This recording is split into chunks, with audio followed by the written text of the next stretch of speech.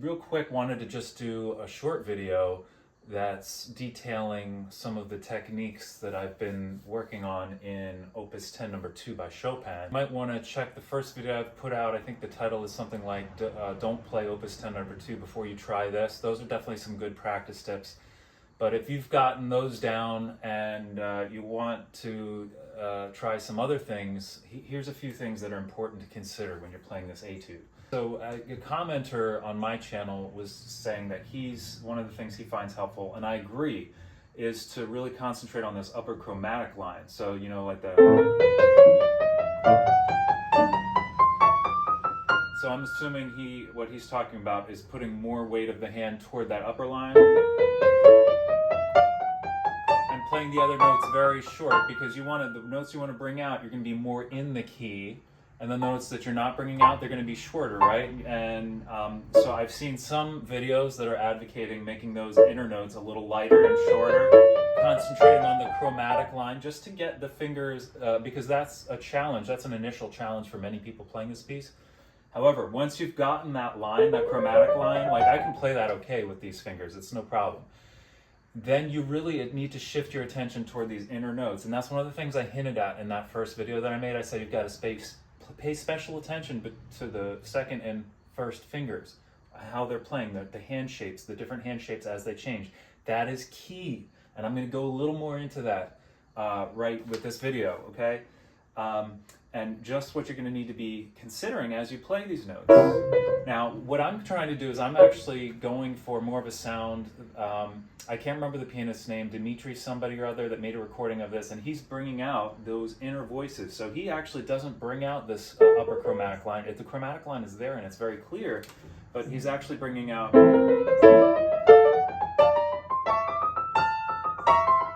sometimes the thumb and sometimes the second finger, the melody's shared.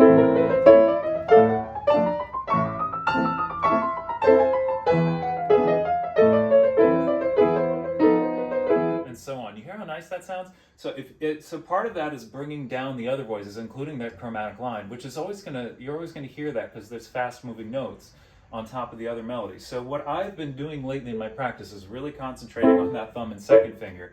And I found that it's actually helping me play everything more solidly to really, so in other words, instead of just practicing, you know, like some people say practice that alone, only that melody.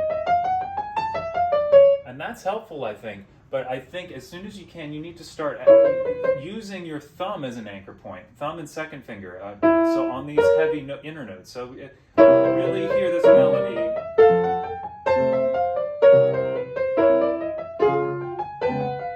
Now it's a little easier for me because I have a large hand to hold those a little longer. If you can, I would recommend doing that. Make them as long as possible. Those melody notes. The notes that I'm bringing out, right?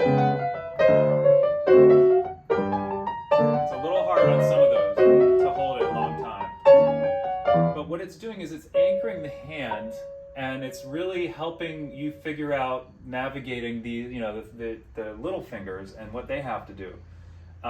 Another thing that this is a secret of playing this etude. I'm about to give you something very important. When you're switching from chord to chord for those inner chords, you need to pay attention to which way is the line going, because a lot of times, right, we have...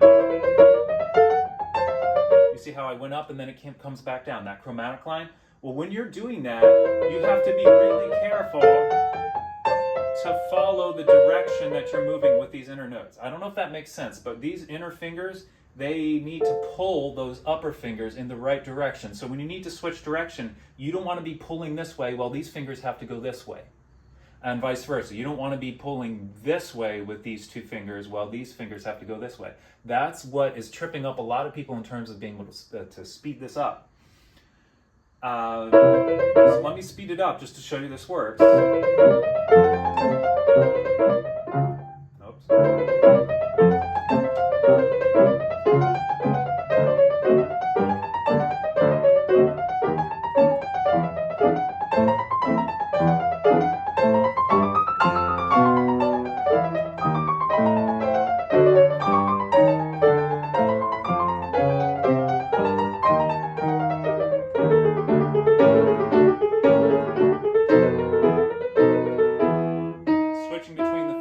second finger on these. You're going to emphasize the thumb, second finger, thumb, second finger. Okay? That could be a little clearer. So I'm giving you I'm not going to upload my performance of this piece real soon, but I'm going to demonstrate for you so you can see this works, and I hope I'm getting across some of these secrets of playing this for some of those of you that are interested. Because I think a lot of people, you might, and I'm not knocking these people that I'm about to mention, but like for instance, like Paul Barton, I think in his video, he has a lot of good practice suggestions. I didn't watch his whole video; it's very long. For doing this, I think go ahead and do what he suggests. I like what he's saying, but I didn't hear him talking about this concept of the inner fingers pulling in which direction they're going to be of how they're affecting your upper fingers. That's a very important consideration. It was for me, at least. And part of what's going to help you get that is if you bring out the lower fingers and make that chromatic. Now, once you've gotten that chromatic line, let it go in the background a little bit.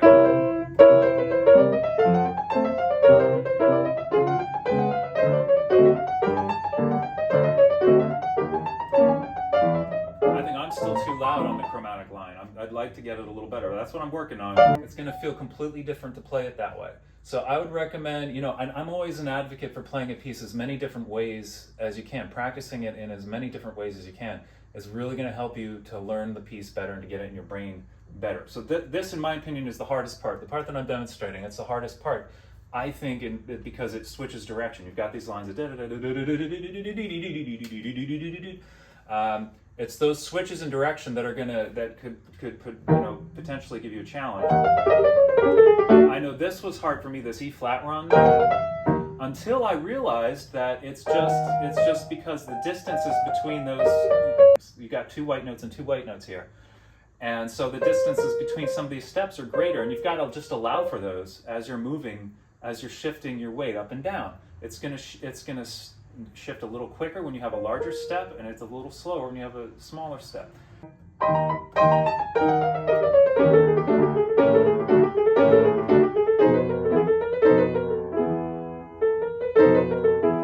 sometimes what's happening, what I'm feeling my hand doing, here's a good example. So the tendency is going to be because my lower fingers are moving back and forth. I'm here. From here to here, right? The tendency is going to be to move here a little overshoot it a little, give it a little too much, and then what happens is, I'll overshoot it, right? So we're not going to, so in order to prevent that, I'm almost squeezing this part of my hand in because I know it's going to have a tendency to overshoot. So as I go up to those upper notes,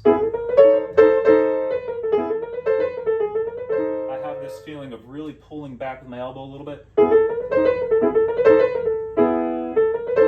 So to summarize, basically what I think is very important to consider is not just the chromatic line, but once you've gotten, do that first, but once you've gotten this chromatic line,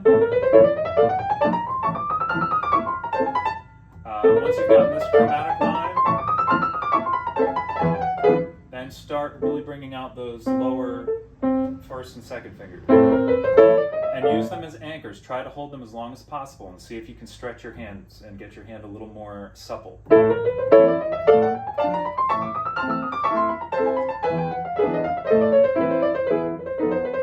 And this is a muscle training in order to train those muscles of the hand to hold these kind of awkward shapes in many of these patterns. Your hand's going to hold these somewhat awkward shapes in order to really reach the notes very comfortably.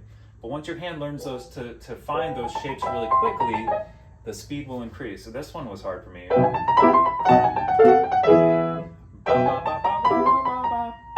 Really look at that shape, right? So really bringing out the thumb really helped me to do that. And then here, it's the second finger. For me, that's what I want to hear. That's the melody, right? In the lower melody.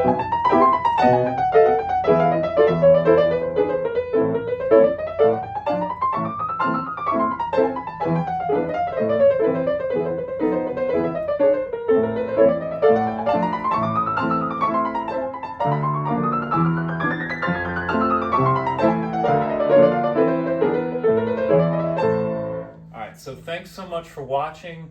I hope that this was a fun little preview. I will be uploading a performance video of this at some point.